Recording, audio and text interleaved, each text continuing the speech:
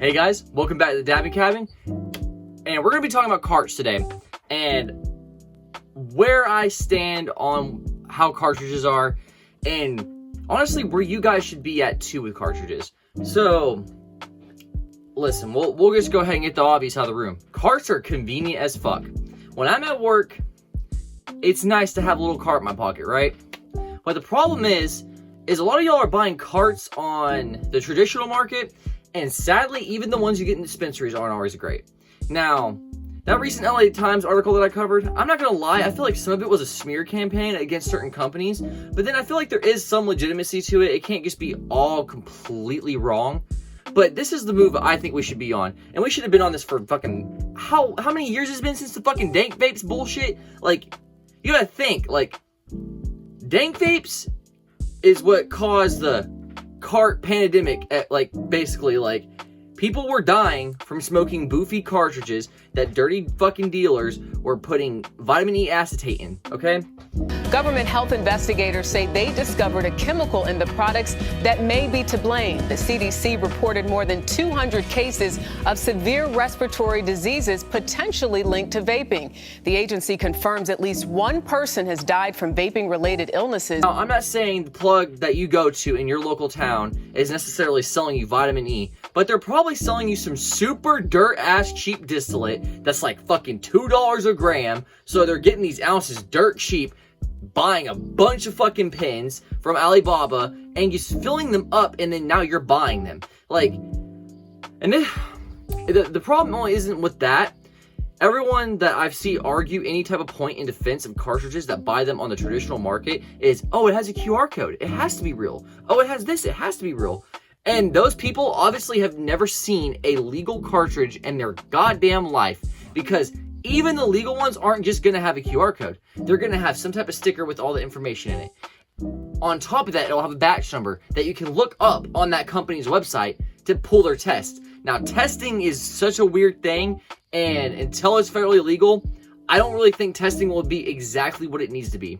And what I mean by that, I don't think all these companies are necessarily dirty, right? But a lot of companies can definitely pay for their labs to be a certain way.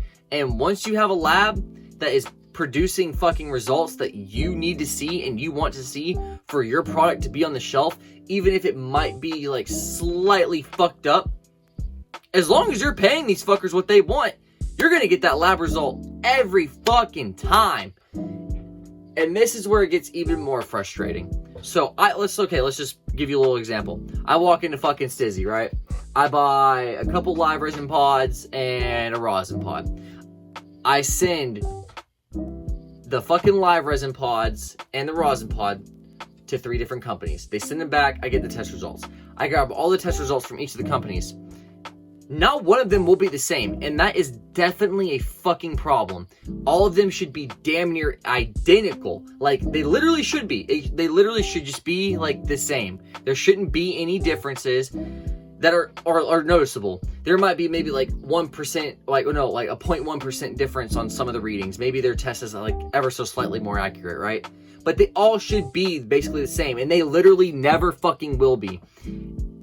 We need standardized testing, and this is not just for cartridges. I just think we should stop smoking carts. It's fucking boof. You don't fucking need it. I don't care how convenient it is. Now, there is some O2 vapes that I use from certain people that are rosin. And the thing is, on the traditional market, if you're buying rosin pins, these people are like super small grows, craft cannabis, squishing it, putting that shit in pins and jars, and then that's how you get it. I don't necessarily think there's anything wrong with that, but we need to get the fuck away from the live resins. We need to get the fuck away from the distillates. All the boof bullshit. Any chemically synthesized shit needs to be out of the cannabis scene. Now that we know what hash and rosin actually can do, we need to only utilize that. I don't care, that it's more expensive. Eventually, rosin will be the same price as live resin. It's just not there yet.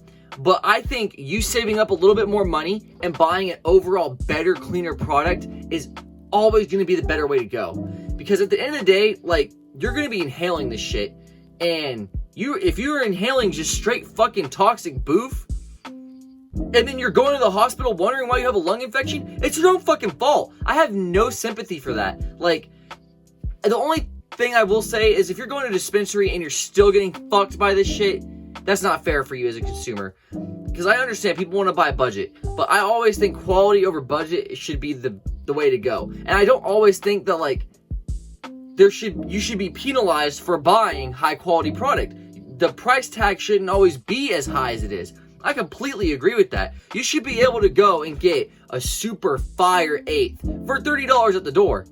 It's just fucking hard in a lot of markets. Unless you're in like Colorado and stuff where the pricing of everything is just so amazing. The rosin pricing is so fucking fantastic. We're not there. It's like fucking across the US.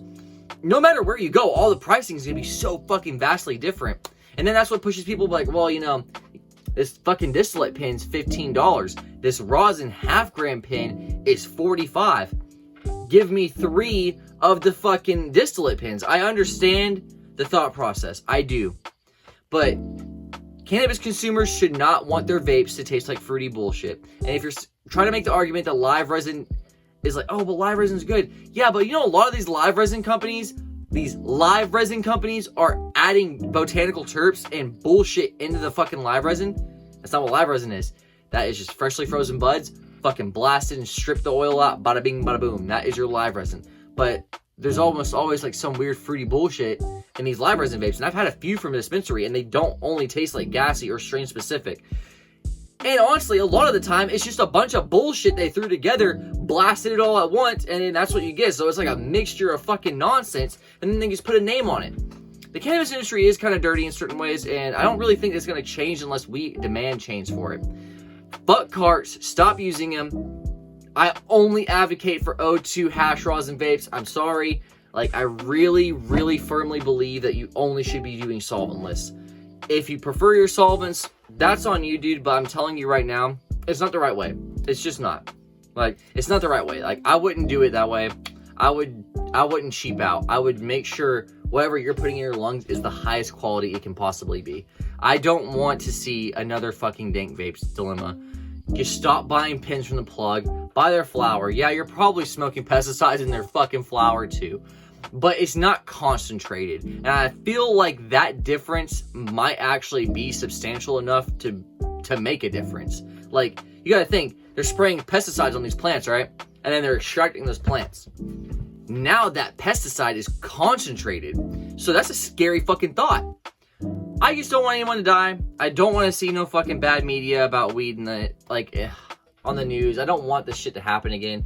And then, like, people in my comments, like, when I post shorts about carts or me hitting an e-rig, y'all gotta understand, cannabis is cannabis, not nicotine. The nicotine comments fucking kill me. Like, oh, bro, speed running death. Like, bro, it's fucking weed. You're retarded. Like, I'm sorry. I don't even care. Fuck you. You're retarded. Like, how do you not know the difference? What fucking nicotine vape looks like this? Like, what? Anyway, stay safe out there. Buy quality meds. If you're gonna smoke weed, put good quality in your lungs. Don't opt for the shit. If you made it to the end of this video, leave a comment down below saying watermelon. That's how I'll know you did it. And if you could, like, share, put some friends on the page. The page traction has gone significantly down. And if the views don't start to come up, even with me making content that's not age restricted, I'm gonna start focusing more on my other channel, which is the Nerd Cabin, and start putting more content that YouTube will promote. I don't want to make these videos into a fucking void that never gets seen. YouTube doesn't fuck with cannabis content creation. I'm trying to work around it, but even my non-age restricted videos aren't doing that great. I love the people who do tune in, but it's like 5% of the whole fucking channel. And the amount of time I'm editing and putting into these, like, I'm only gonna release one video a month at this point on the Diamond Cabin. So guys, please share it. Like, I'm tired of seeing the page's channel studded and growth stop because I'm not promoting base smokes only. I don't want to be an advertisement. Like, I just don't. I want to make more content that's more meaningful and more fun for me. So please share it, like, comment, do all the goddamn YouTube stuff down below. It's been real, boys. Peace.